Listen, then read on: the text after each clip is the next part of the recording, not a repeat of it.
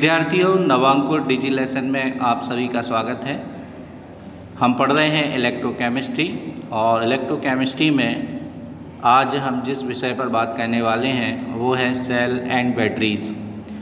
तो cell and batteries में हमने पढ़ा था कि जो सेल होते हैं वो दो तरह के सेल होते हैं, एक प्राइमरी सेल और एक सेकेंडरी सेल।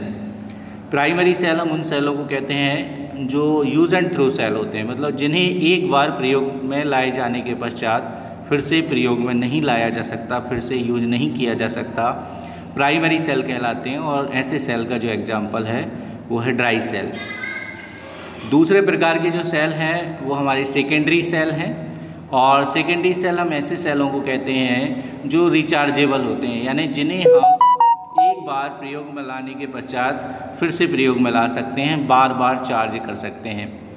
तो आज हम बात कर रहे हैं लेड स्टोरेज सेल की, जो कि सेकेंडरी सेल का सबसे अच्छा एग्जाम्पल है।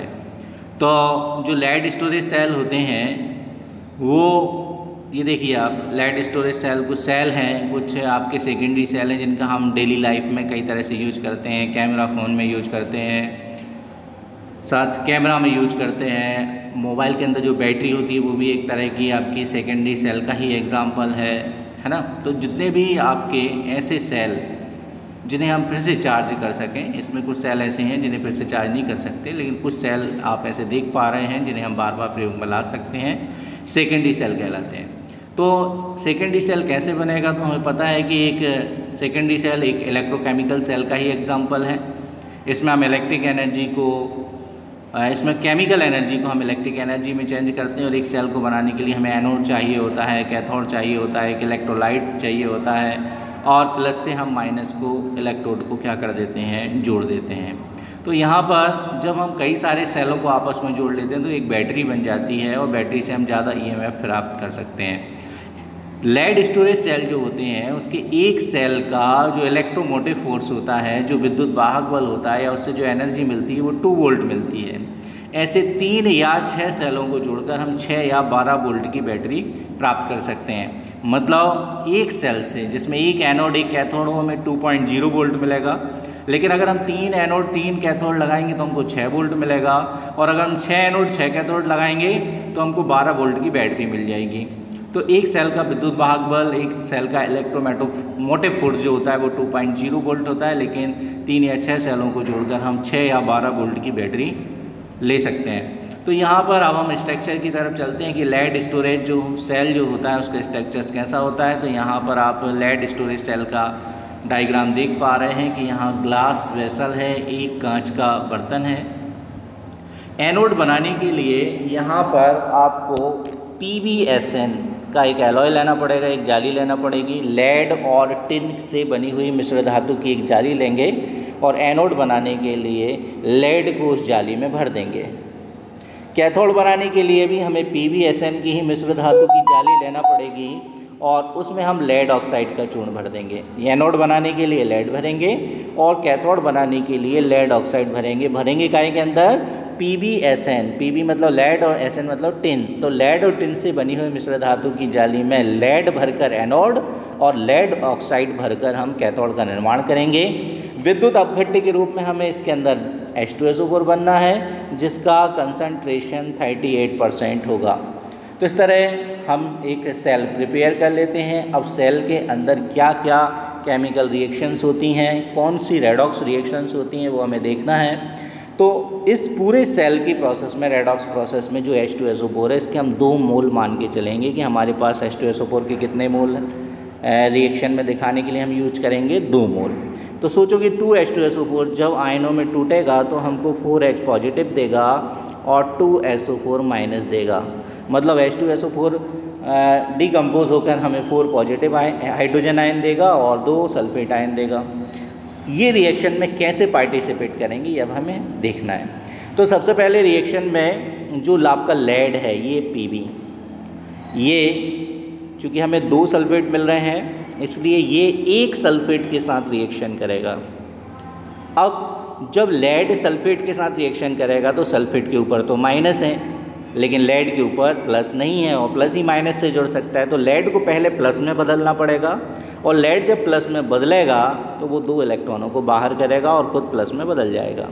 अब लेड सल्फेट के साथ जुड़कर लेड सल्फेट तो बना लेगा लेकिन 2 इलेक्ट्रॉन हो जाएंगे बाहर, यानी कि हम कहेंगे कि कौन सी प्रोसेस हो गई है, ऑक्सीडेशन की प्रोसेस हो गई है। और लेड जो है यहाँ पर जो कि PbSN मिश्र धातु की जाली में भरा हुआ है, एनोड का काम कर रहा है। एक बार और बताता हूँ कि यहाँ पर जो आपका Pb था, स्पंजी लेड भरा हुआ था एनोड के रूप में PbSN मिश्र धातु की जाली में, उसने सल्फेट आयनों से रिएक्शन की हुई है।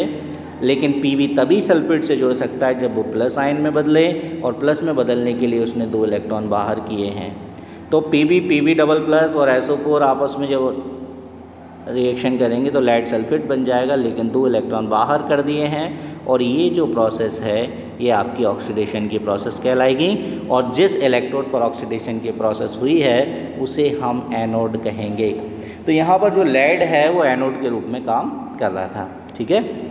अब 2 इलेक्ट्रॉन लेड ने तो दे दिए, अब वो वायर के थ्रू कहाँ पहुँचेंगे, कैथोड पर पहुँचेंगे। तो कैथोड पर कौन है, लेड ऑक्साइड।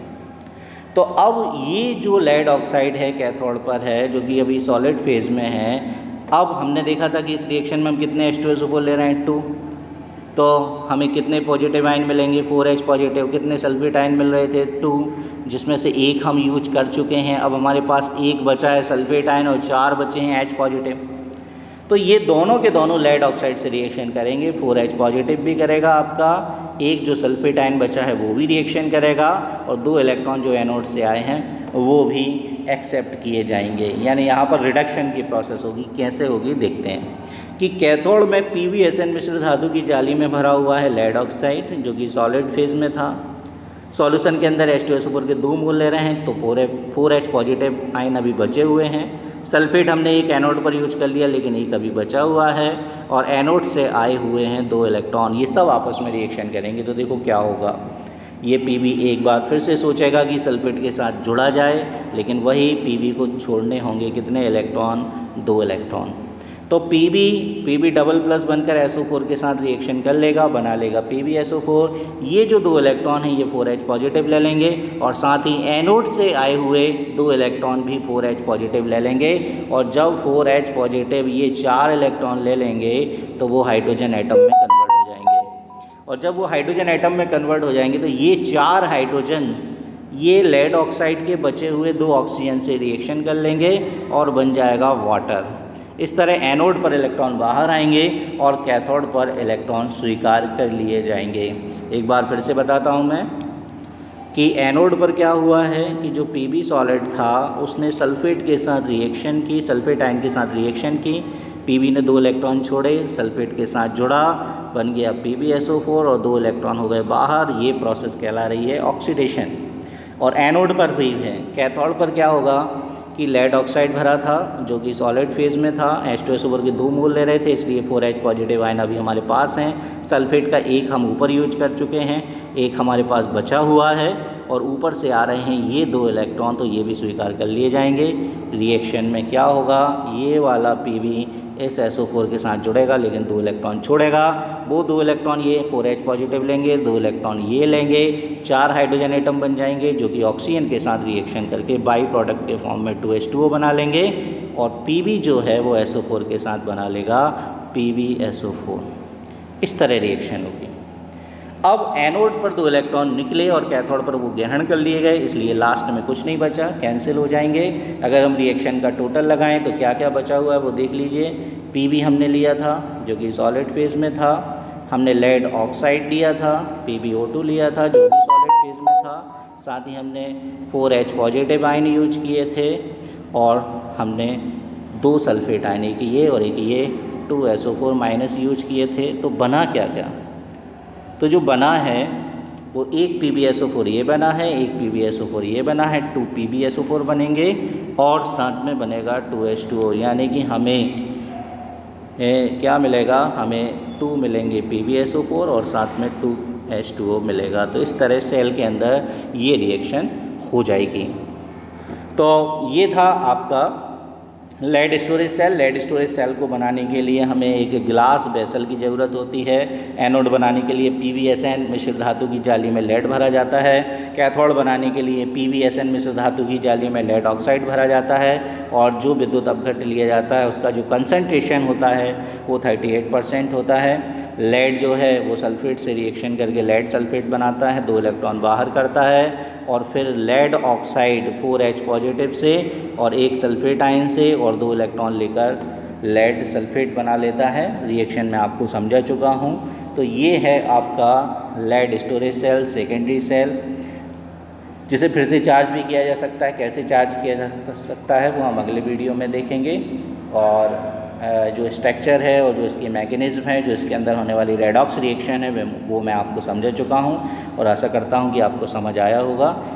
और यदि नहीं आया है तो व्हाट्सएप ग्रुप के माध्यम से मुझे लिखें, मैं इसे और भी बेटर तरीके से समझाने की कोशिश करूँगा। और यदि समझ में आ गया है तो फिर हम अगले वीडियो में अगले टॉपिक के साथ आपसे मिलेंगे। तब तक के लिए अपना ध्यान रखिए। Thank you.